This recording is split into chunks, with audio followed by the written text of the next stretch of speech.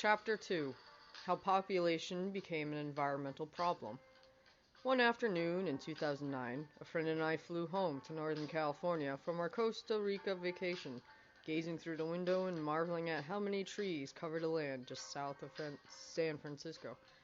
"It's so beautiful," he said. "People should start using some birth control so that we can get this back in San Francisco?"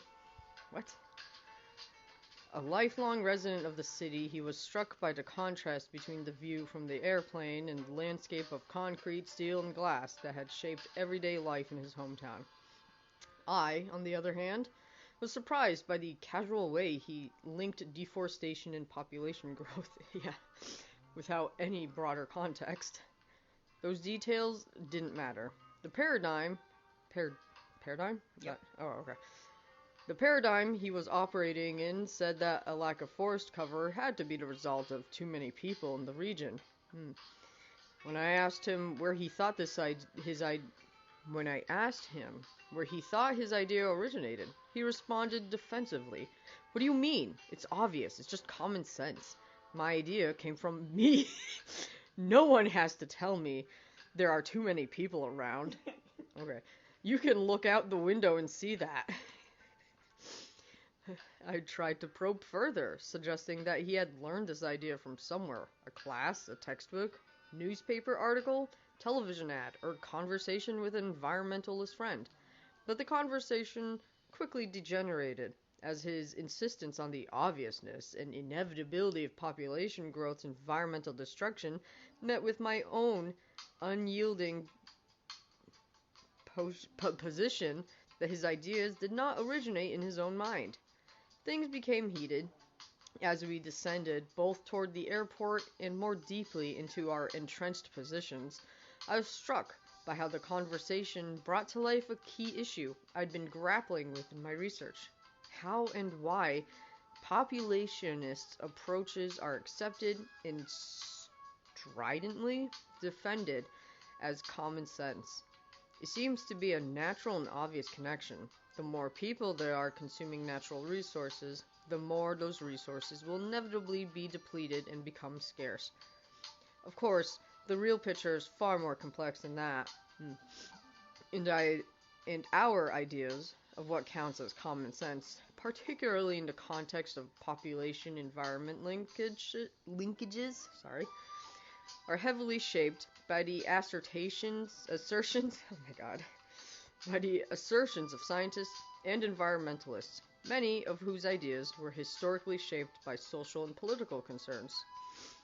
As this chapter will demonstrate, these concerns lay at the foundation of much of the thinking about carrying capacity and planetary limits. This is not to say that there are no limits to the Earth's ability to sustain and renew itself and its resources, nor am I arguing that human numbers do not play a role in stretching those limits. However, what I do argue is that there is not, and never has been, a single evidence-based model that has successfully calculated or predicted the global environmental impact of human numbers alone. Look, that's a little loud. Pardon me. Let's see. Local context, resource consumption, polluting technologies, state and corporate-based resource extraction and pollution, and the environmental impacts of military operations all make it impossible to produce such a number on a global scale. Population has not always been thought of as a problem, and certainly not an environmental one. Rather, it has been socially constructed over time as a problem through the efforts of people who were deeply concerned with managing a range of issues. Socially undesirable traits like criminal tendencies, alcoholism, mental illnesses, cognitive delays, unwed pregnancies, and dependence on welfare. Global geopolitical instability and armed conflict, immigration, economic development in newly independent former colonies, and the balance between human consumption of natural resources and the Earth's capacity to regenerate those resources. A closely related set of concerns focused on the roles of technology and modernization in addressing these questions. Wait, what? Did I read that right? Okay. The taken for granted idea that population growth is a threat to nature and the environment does not, in fact, reflect an essential, immutable biological reality. Instead, it reflects long-standing debates among scientists, activists, academics, and policymakers working to define population problems, their impacts, and how to solve them. Excuse me.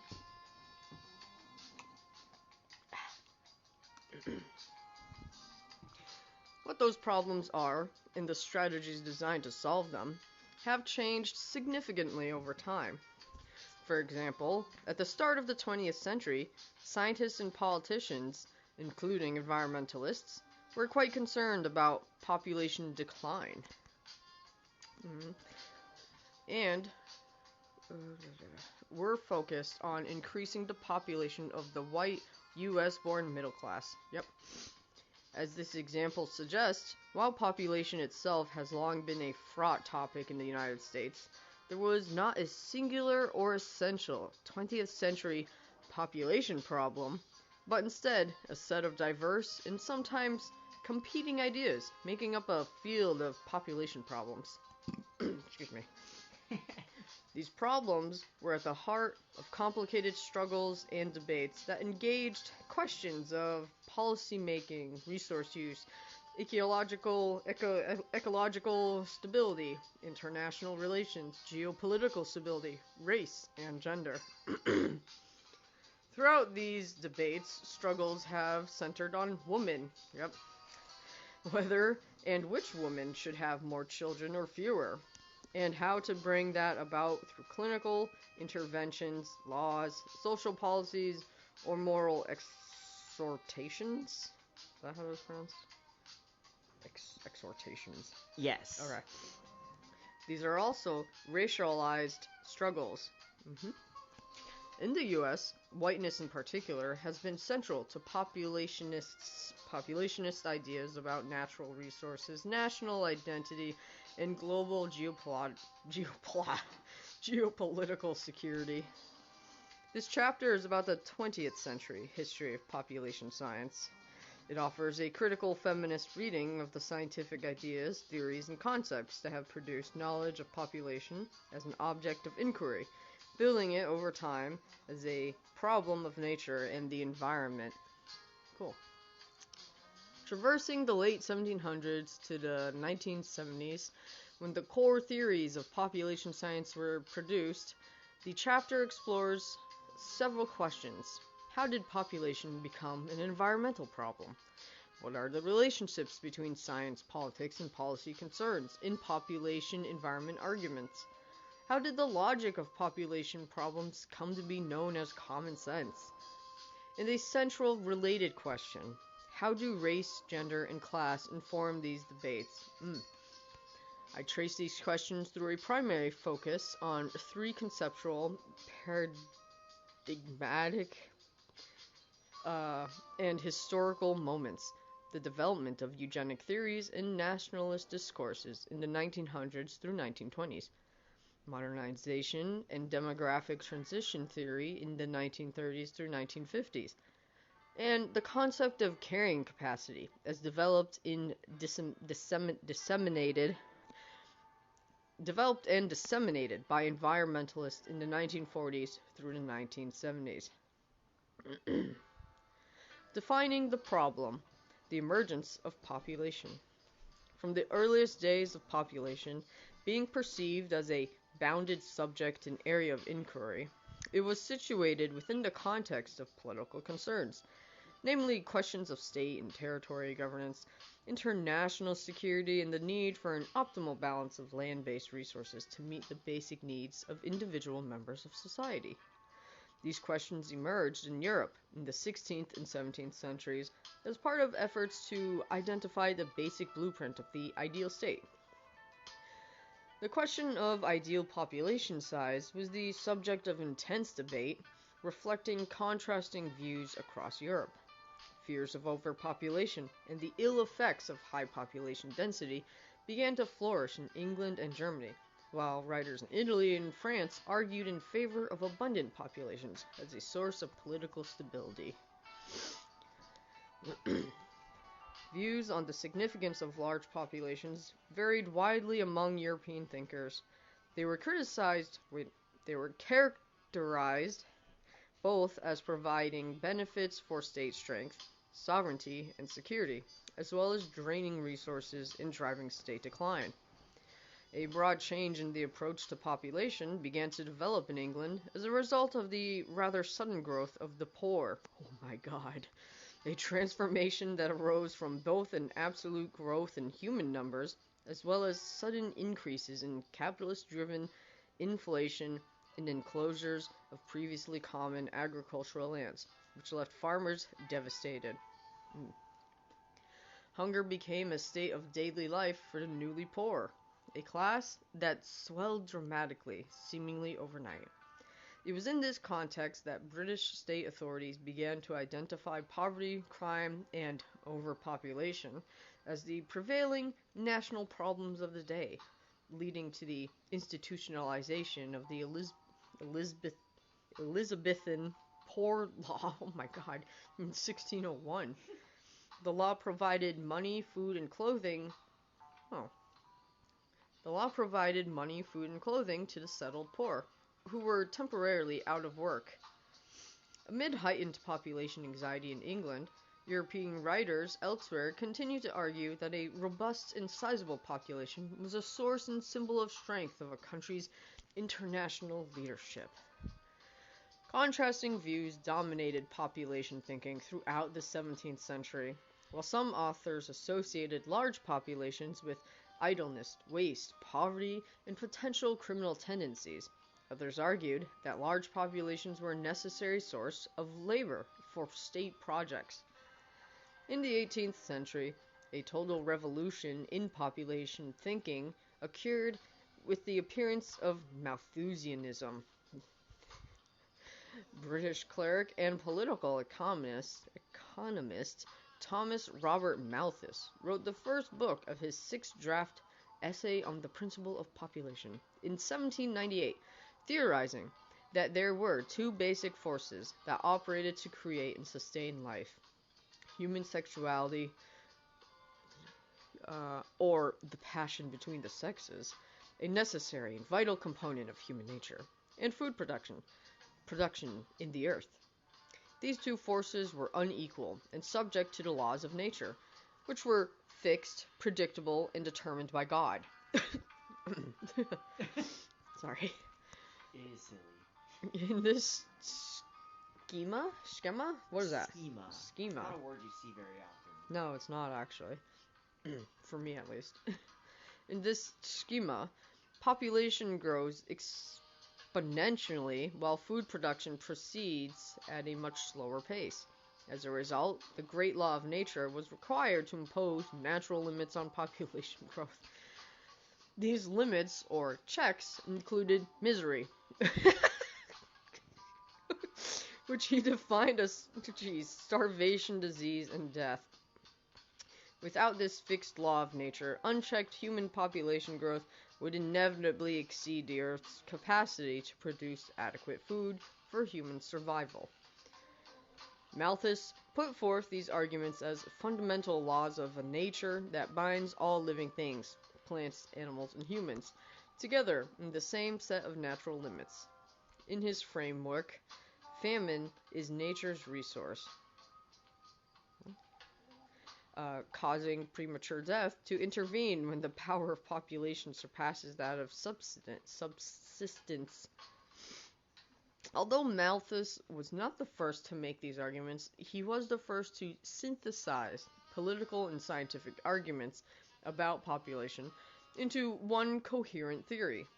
In addition to making arguments about the laws of nature, he argued that state welfare programs like the British Poor Laws prevented the poor from adopting the responsibility required for a strong work ethic and artificially prevented what nature intended. Okay, buddy. Human starvation. He claimed that the Poor Laws directly facilitated population growth by removing nature's limits, misery, starvation, and death. Bro, what? Thereby inciting the poor to reproduce. Oh my god, can't have that. Natural limits were also intended to impose moral boundaries on humankind. Man's highest moral and social potential could only be achieved through hard work and responsibility, which state intervention made impossible. In other words, social policies improving the welfare of the poor prevented nature from keeping human growth and food resources in balance, and kept the poor from contributing effectively to society through hard work. Okay. Malthusian theory was groundbreaking. Wow. Population was no longer an arena of abstract theorizing. It was now an object of quantitative inquiry. Future population growth and its effect on food resources could be projected by analyzing and developing theories about current population trends. Malthusian theory also irrevocably influenced the development of scientific thinking, directly shaping the expansion of scientific theories and methods in the fields of eugenics, demography, and the ecological theory of carrying capacity. Okay.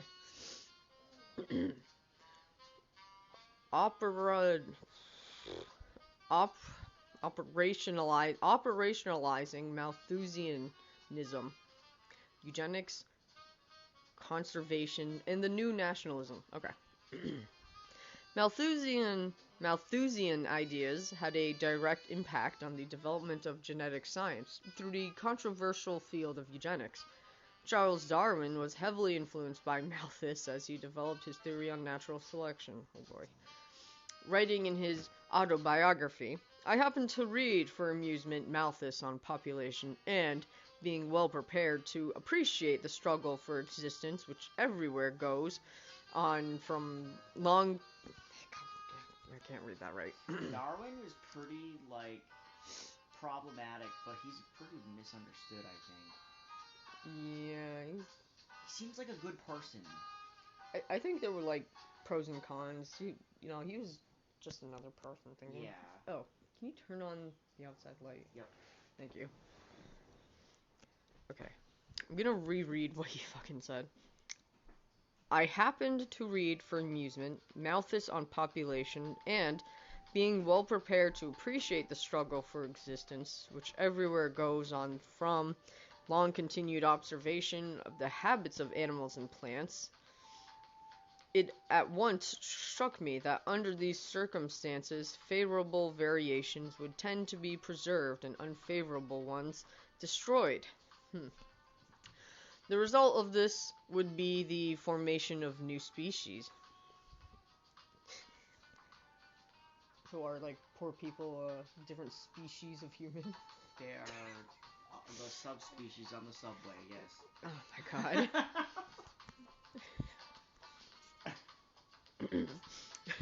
Several decades after Darwin published Origin of Species in 1859, his cousin, I've heard of him, Sir Francis Galton, a British anthropologist, read the book and became interested in studying human heredity.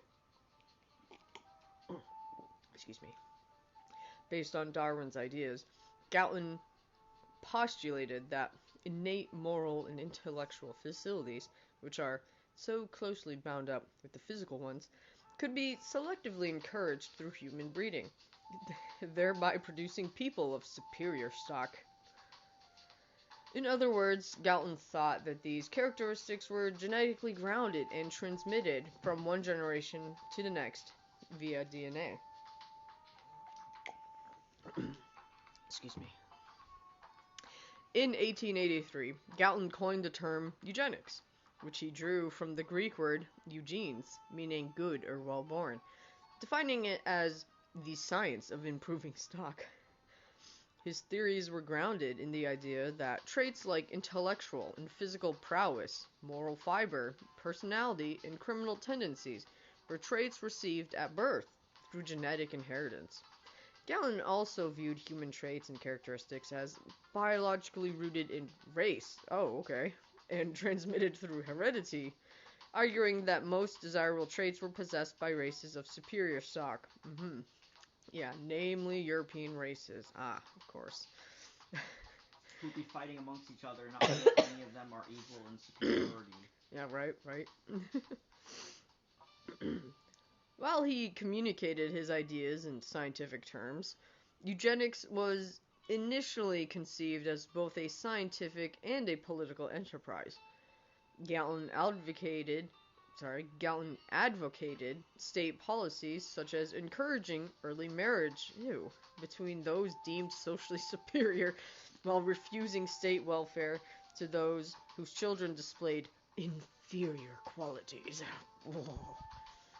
Galton's eugenic ideas reflected broader concerns about biological and social deterioration, concerns that informed much of the research that was produced over the next century in Europe and North America on questions of race, sexuality, reproduction, nature, and environment. American eugenic ideas were also applied to natural landscapes and conservationist thinking. Oh my god, excuse me. In California, for example, the landscape was profoundly shaped by eugenicists, oh boy, many of whom were prominent conservationists, of course they were. The Save the Redwoods League was founded in 1918 by 3 California men who were key actors in the American eugenics movement. Madison Grant, I've heard of him, Henry Fairfield Osborne, and John C. Merriam. Oh my god. Madison Grant wrote The Passing of the Great Race, oh god, a polemic railing against the rising population of non-whites and immigrants, and the impending extinction of the great race of white Protestant Americans. Okay, buddy. The League's board was made up of wealthy white men, of course, many of whom were landscape architects, engineers, and natural scientists. Charles Matthias Geoth, a long-term member and supporter of the League, who was hailed by the San Francisco Chronicle in 1966 as America's grand old man of the conservation movement, following his death, was a widely renowned conservationist member of the Sierra Club. Oh, an Audubon Society. Okay. Financial supporter of plant biology and genetics research, natural science, and eugenicist. Geoth's memoir compared the European American migrants who settled in the West to cacti. And other hardy plants that were able to thrive in rugged conditions. Describing westward expansion in terms of the natural selection of hardier human stocks and elimination of weaklings. Okay, so if he's talking about like hardier things like in the desert, like a cactus, he probably wouldn't think... Humans are like cacti in the desert. But he wouldn't think this way about brown people from the Middle East, I bet. What about the brown people that were already living in America? Yeah, well, doesn't count. You know, the Native Americans? They were already hardy, I guess, living in North America for a long, long time. Thomas Jefferson was at least impressed by them, by thinking they were good fighters. Like, British people, when they came to North America, they had to, like, alter the environment so that they could survive there. Yeah, and then they claimed they were physically superior. Yeah. Even though they had to change their path. They had to change everything around them so that they could survive. It's pretty ridiculous. That's funny. Where was I? Elimination of weaklings. Many of the League's members were either members of national eugenics organizations or explicitly endorsed eugenic immigration policies and ideas of Aryan and Nordic supremacy. Of course. Eugenicists in early 20th century California drew symbolic associations between natural landscapes, redwoods in particular, and the white race. Endangered redwood trees became emblematic of imperiled human genetic stock, specifically that of Anglo-Nordic people, who these eugenicists saw as superior. Excuse me. They entwined narratives of colonial westward expansion and survival on the harsh landscape with the survival of trees in the midst of encroaching human, plant, and genetic threats. In this register, genetic stock became a way of talking about both trees and people in terms of survival, conservation, protectionism, greatness, and the threat of encroachment by inferior stock. Oh my god.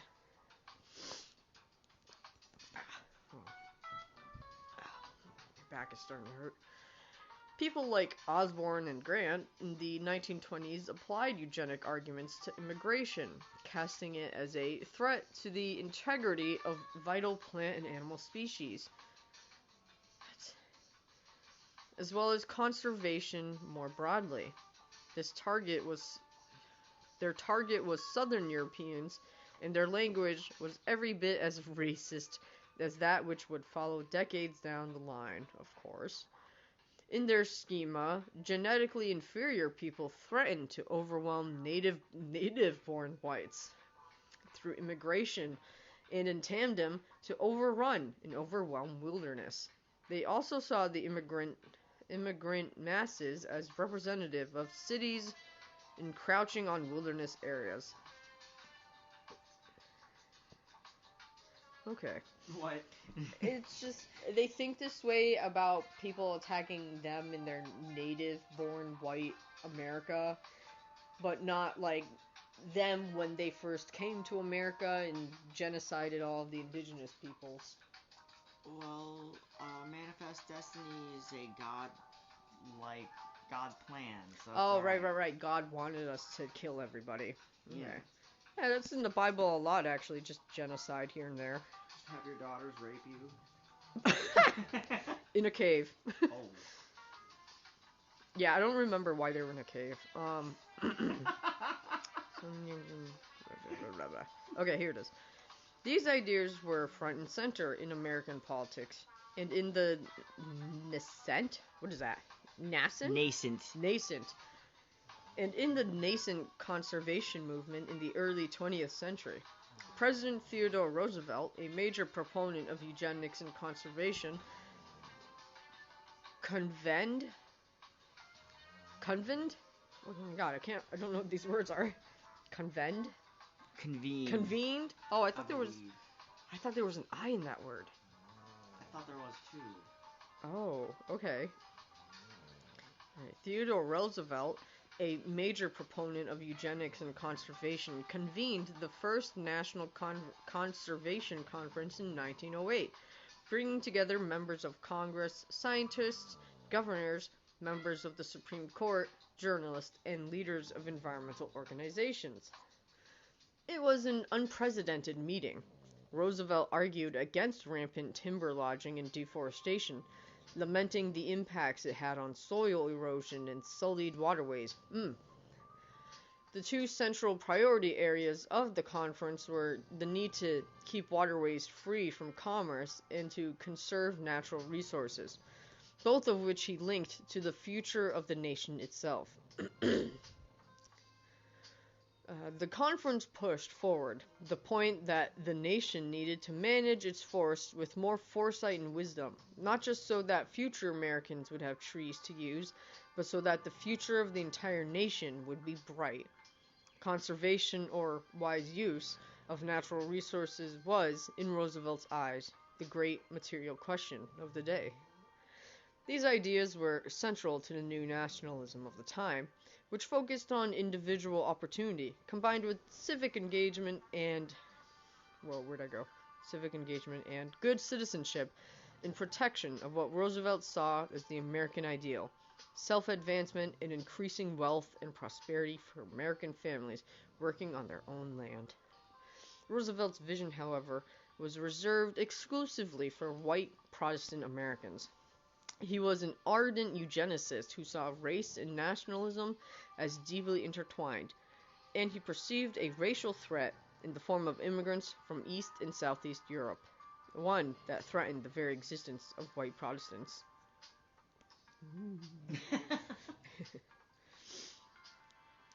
In an October 18th, 1902 letter, he wrote of what is fundamentally, infinitely more important than any other question in this country.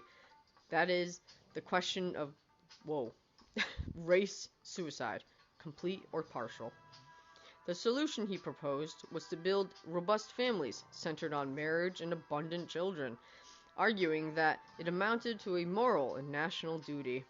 The man or woman who deliberately avoids marriage and has a heart so cold as to know no passion and a brain so shallow and selfish as to dislike having children is in effect a criminal against the race. Ooh, I just spit. And should be an object of contemptuous abhorrence by all healthy people? Jeez. The duty Roosevelt described was primarily a gendered one centered on white women, of course. In subsequent speeches, he outlined women's special embodied role, arguing that they bore a particular responsibility to the nation, that of bearing children to build and strengthen the race. In his speech to the National Congress of Mothers, he outlined these ideas as follows. No piled up wealth, no splendor of material growth, no brilliance of artistic development will permanently avail any people unless the average woman is a good wife. What the fuck, dude? A good mother, able and willing to perform the first and greatest duty of womanhood. What the fuck, man? Able and willing to bear and to bring up as they should be brought up healthy children, sound in body, mind, and character, and numerous enough so that the race shall increase and not decrease.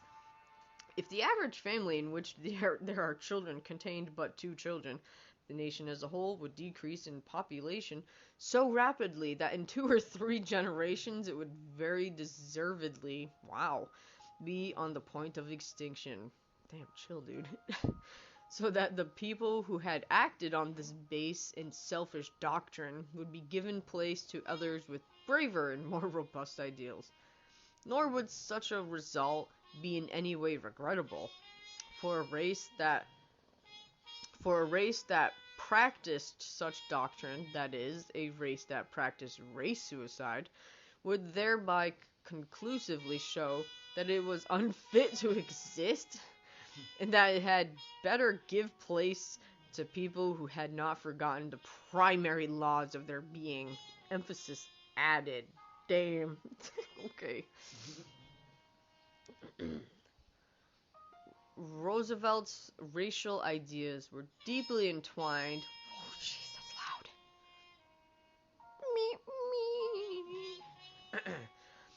Roosevelt's racial ideas were deeply entwined with his conservationist values. He established the United States Forest Service in 1905 and used the American Antiquities Act, I heard of that, in 1906 to establish national forests, bird reserves, game preserves, national parks, and other monuments. But these resources were created for the enjoyment of white Protestant Americans, thank you, babe, dispossessing Native Americans of their lands, known as Indian removal at the time, was central to the, close my eyes for a second, was central to the project of designating national parks and other wilderness areas as recreation sites for whites. National parks were living Edens, places to experience sublime nature in the form of beautiful scenery, animals, trees, flowers, mountains, lakes, and streams. But aren't lakes man-made? Oh, don't talk about that. Don't mention it. Designated wilderness areas were carefully managed to remove encounters with wild Indians. Ooh. Early environmentalists like John Muir, a preservationist and founder of the Syria Club, who was a close friend to Roosevelt, saw the project of removing and resettling Native Americans onto reservations as necessary to the conservation of wilderness? What the fuck? As if Native Americans weren't already, good at conservation Well, that's of the why. land. I mean, they had those swamps that they weren't touching. They had to destroy them and make them into like ponds. Okay. I Unprimitive, untouching. bro, of the they always land. talk about how when they came to America, they're like, oh, there's so much untouched land by the natives. But then it's like, oh yeah, but the natives are in the way, so we gotta remove the natives so that the land is untouched, even though it's supposedly already untouched. Yeah. Okay. Where was I?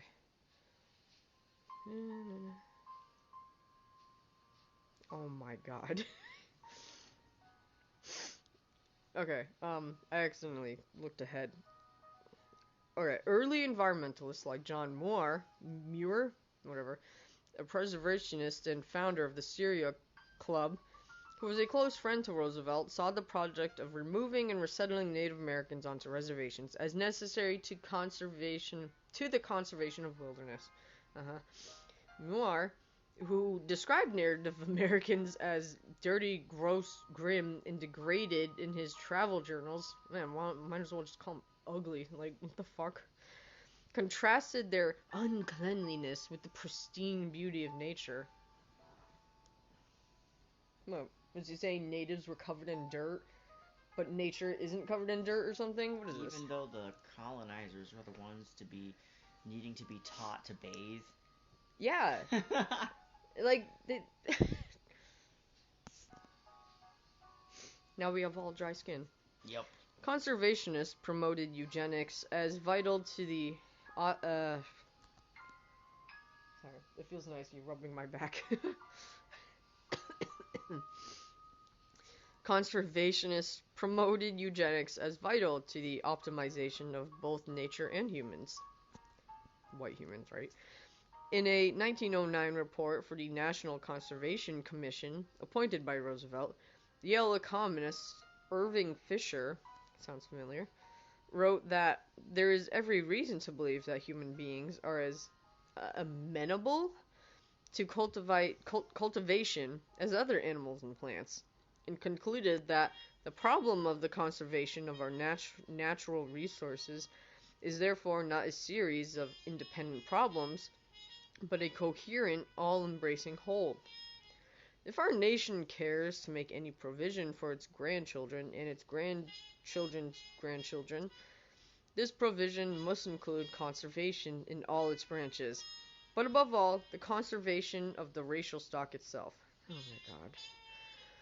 At the conclusion of his report, Fisher made 10 comprehensive recommendations to promote this conservation, the final one of which was eugenics, of course, which he defined as hygiene for future generations in order to prevent marriage between the unfit, as well as ensuring the unsexing. Whoa! Jeez. Sorry. Unsexing. That's fucking not. Or compulsory sterilization of rapist criminals, idiots, and degenerates generally. Yeah. Despite its early associations with scientific racism, eugenics was actually a somewhat diverse field, divided into two main areas of inquiry. Positive. Sorry, I was thinking like if it's like child rape, it's just only if it's out of wedlock. Yeah, as long as you marry the 9-year-old, you're fine. Basically. Ugh. And it's a girl. It has to be a girl. Yeah, it has to be a girl. You can't marry a 9-year-old boy. Wait, hold on. Divided into two main areas of inquiry. Positive eugenics, encouraging the childbearing of those deemed to be of better stock, and negative eugenics, which focused on strategies to limit the procreation of the unfit. As Alexandra Minna's stern study of 20th century American eugenics argues, prevailing narratives of eugenics today often misunderstand, and therefore misrepresent, the field's complexity and its legacy, assuming that eugenics disappeared in the U.S. after Nazism in World War II due to its association with scientific racism. This was far from the case. Eugenics eugenics researchers simply redirected their efforts into new research agendas. It started giving themselves like different names too. Like they didn't call themselves eugenicists anymore. Yeah, they kind of did. I mean, that's where the word genetics comes from, because eugenics was Yeah. used first. Yeah. Redirected new research agendas, moving into two key directions. The first direction primarily focused on individual genetics, counseling for couples hoping to have children. The second was that of international population control, where eugenic ideas about improved population quality were integrated with modernization theory and development interventions in international family planning. Making modern subjects. Demographic science and development. Green's study... Wait, who's Green? Is that a name that was said earlier in the book that I didn't see? Or it's like green science. No. Green. It's a person's name. Oh, sorry, I didn't see that. Yeah, probably a person. Okay. That was talked about before. Green's study of the role of Malthusianism in shaping U.S. domestic and foreign population interventions describes population as a governing apparatus functioning to invent, circulate, and regulate public problems. This apparatus makes the population crisis intelligible, so that it is possible to define and solve population problems. It also makes modern subjects possible through fertility regulation. Malthusianism translates reproducing bodies and populations into problems that can be solved through modernizing tools and technologies, including demographic and other scientific study, modernizing discourses, and interventions such as family planning and contraceptive use. In creating his theories, Malthus helped open to change. Wait a minute, did I read that right? No. Malthus helped make visible the reproductive practices of the working classes as an object open to change. In other words, he pulled procreation out of the realm of the natural and into the realm of the governable. Oh boy. This cannot be overstated. What was previously understood to be natural, procreation, was now reframed as something that could be artificially regulated through study and intervention. Malthusian ideas became grounded in the quantitative sciences through demography, a field that emerged as the offspring of mixed parentage and stormy unions between activists, ideologues, biologists, and policymakers, among others. The first meeting of what would eventually become the Population Association of America, or PAA, the largest society of demographers in the U.S., convened in 1930. Birth control advocates, eugenicists, immigration control advocates, a population biologist, agricultural economists, and statistics gatherers from government, industry, and academia came together, the activists far outnumbering the scientists, to decide how population studies would be defined and how population knowledge would be applied to social concerns. At the time, biological Malthusianism, which incorporated social Darwinism and racist ideas, dominated the discussions, of course.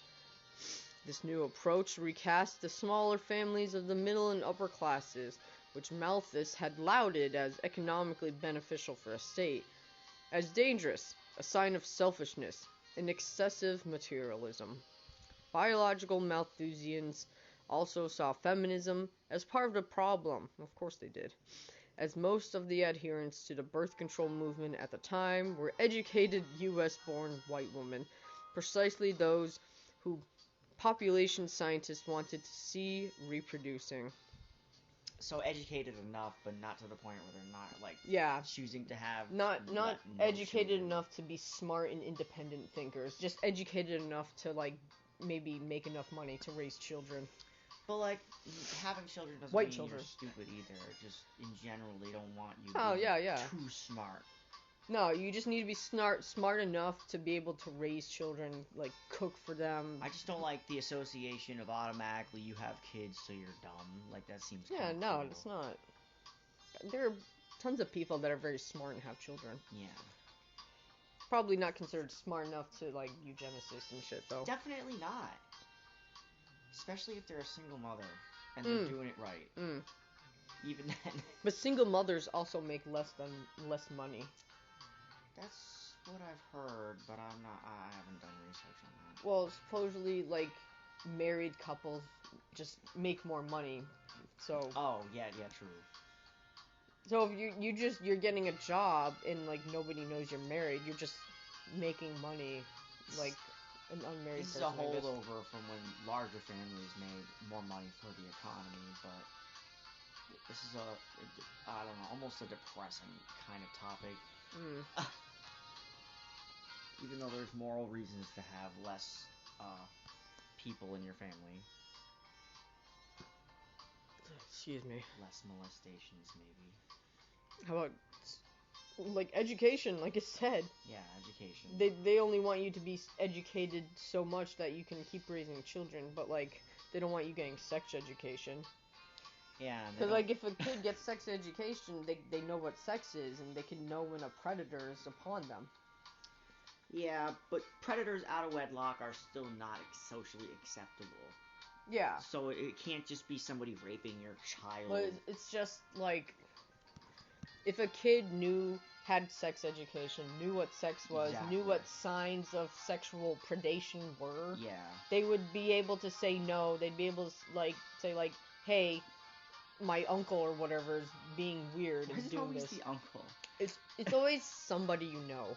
Yeah. I guess it doesn't have to be family. It could be a close Nowadays, family it's friend. not your family, most likely. I think it's just someone close enough. That was an older study, I bet. Maybe. Oh. Where was I?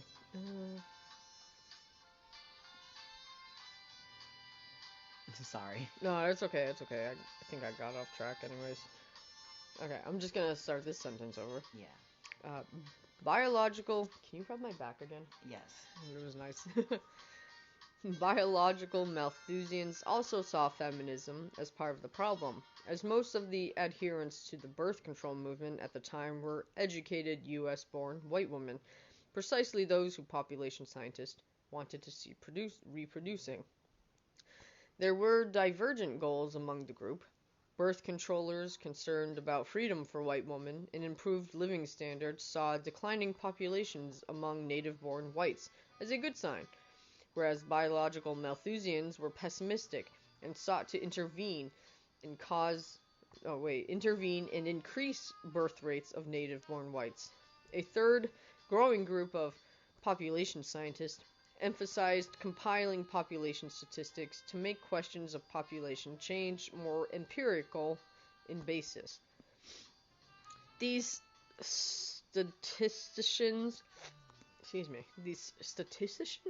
that? Statisticians, yeah. Statisticians were the earliest demographers along with biologists, eugenicists, economists, and sociologists, and their work was directed toward institutionalizing demography as an academic field of study through universities in the 1920s and 1930s. Although demography became an institutionalized science through the academy, quantitative analysts did not reject more ideological positioning. As Hodgson notes, the work of these empirically minded population scientists is distinguishable from those who wrote on population themes as movement advocates. However, belief in the empiricist tradition did not preclude ideological commitment. During the first third of the century, population scientists largely accepted the precepts of biological Malthusianism. For example, when the PAA was formed in 1931, its first president was Henry Fairchild, a nativist with clear eugenicist leanings, who had an academic post-teaching course in population studies. In academic post-teaching courses in population studies. A central figure in demography was Frank Notenstein, who articulated the theory of demographic transition in 1945. The theory outlined a normative four-stage model of demographic transition from high fertility, high mortality population trends to a pattern characterized by low fertility and low mortality, based on historical population trends that began in Europe in the 18th and 19th centuries. In the first stage of the transition, mortality is decreased via improvements in agriculture, industrial production, and improving human health and life expectancy. Notenstein summed up these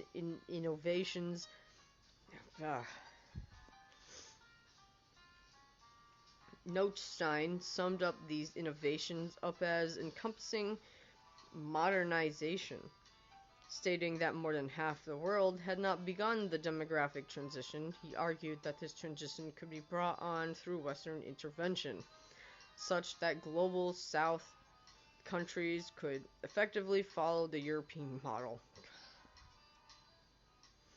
Notenstein's concept of demographic transition was grounded in capitalist development, of course, based on the logic that only a significant increase in economic production could bring the improvements in social conditions, health status, and overall social welfare necessary to reduce fertility in the world's poor.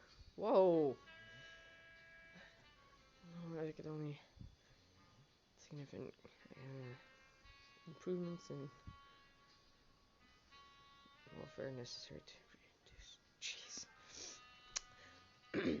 These concerns had by this time become a core component of U.S.-led international development projects, which dovetailed over time with neo-Malthusian population arguments. That's why we're in poorer countries all the time. Demographic transition has alternately been described as a theory, a historical model, a predictive model, and a descriptive term. It is also a tool of policy-oriented science, as Schroeder. What is that name? How's that pronounced?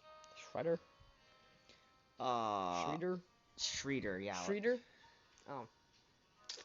As Schroeder notes, the idea of demographic transition was itself the product of a particular conception of social science as a guide for policy, a science employing a positivistic methodology that was simultaneously investigative and predictive. Moreover, demographic transition was predicted on modernization theory. The theory held that fertility would only fall as a result of the cumulative, mutually reinforcing spectrum of effects consequent on full-scale industrialization and modernization.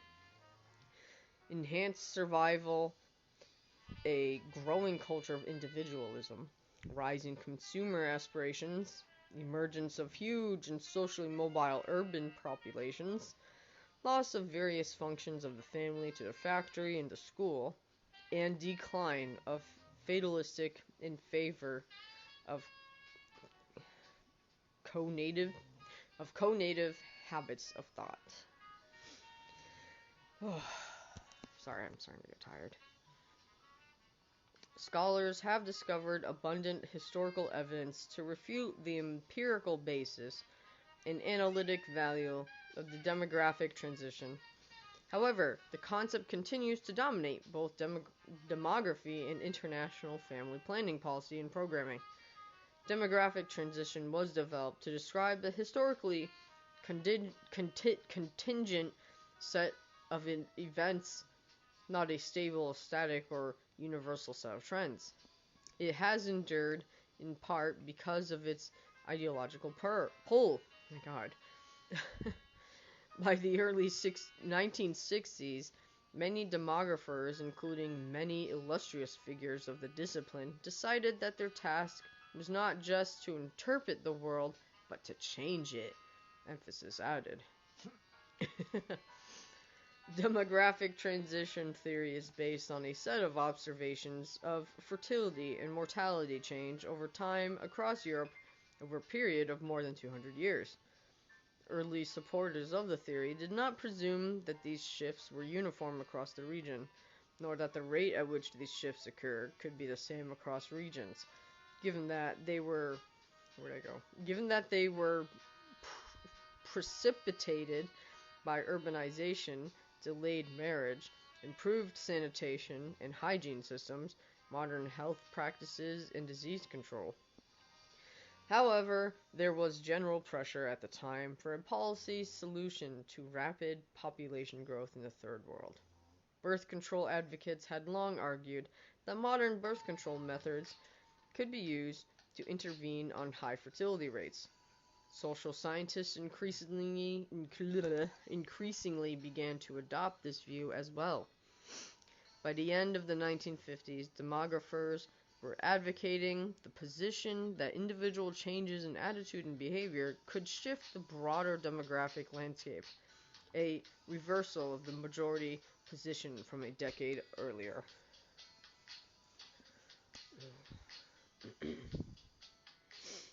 As an applied science, demography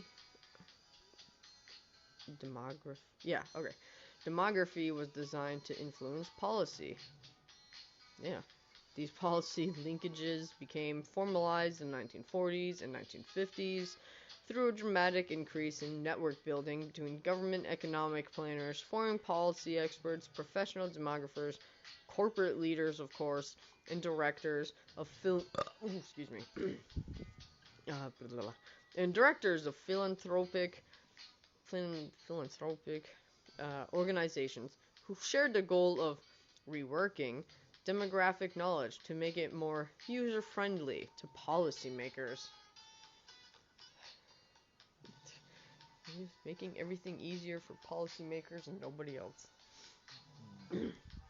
To address this concern, they adopted a three-pronged approach to build and widely disseminate demographic knowledge.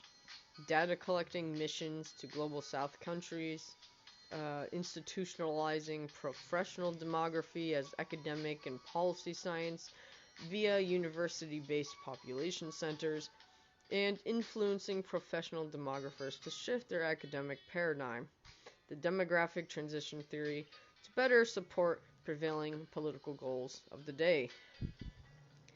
At the urging of John D. Rockefeller III, who had long been interested in funding contraceptive programs, the Rockefeller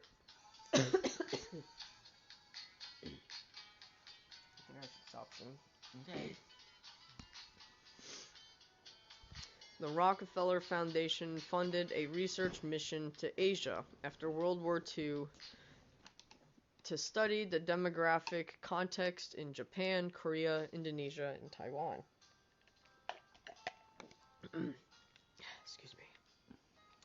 The delegation included Fred Notstein and Irene Tauber, prominent American demographers at the Princeton University Office of Population Research, who produced a report making recommendations for foundation support for population interventions in the area. Despite its scholarly tone, the conclusions were clear. Asia's growing populations presented an imminent crisis for the region. The document was distributed beyond the foundation to academics and policymakers, other foundations, and military officials. This pilot set the blueprint for future demographic missions to the Third World throughout the 1950s, in which delegations led by prominent demographers would produce reports for the Washington foreign policy community. Through these missions, demographic knowledge became increasingly international, more closely and formally linked to U.S. foreign policy.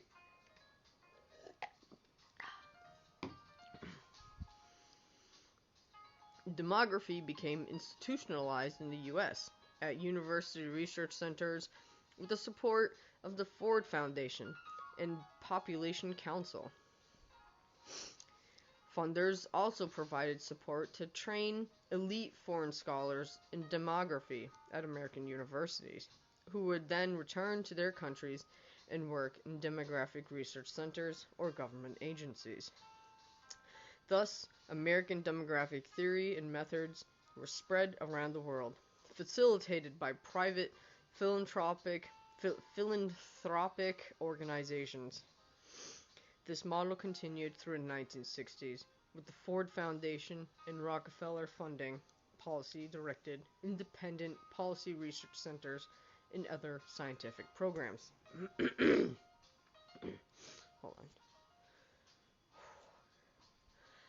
Demographic transition theory and the quantitative demographic studies produced on the basis of the theory were also central to race-making projects. Studies conducted in Puerto Rico were utilized to define reproductive differences in ways that made colonization both possible and necessary. Oh my God, in order to modernize families. Excuse me. Targeted interventions into venereal, I know that word, venereal disease, prostitution, and immoral sexual relations became central to the U.S. colonial project there via public health programs. By constructing sexual and reproductive differences as pathological, this work also served to construct and solidify ideas of racial difference. Further, McCann has argued that demographic analyses contributed to hegemonic gender norms in the 20th century. For example, demographic quantification focuses on aggregation, an approach that takes the so-called average man or woman in a society as its main unit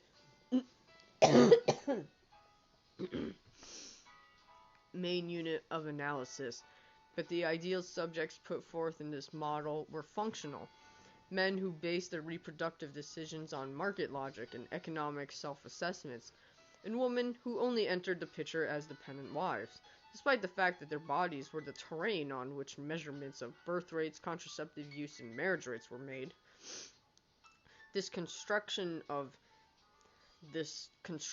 average ideal men and women operationalized through demographic transition and deployed through development interventions served to homogenize a national us and highlight contrast with, as well as make for easy comparisons to, racialized others whose reproductive, marriage, and kinship practices did not fit the model.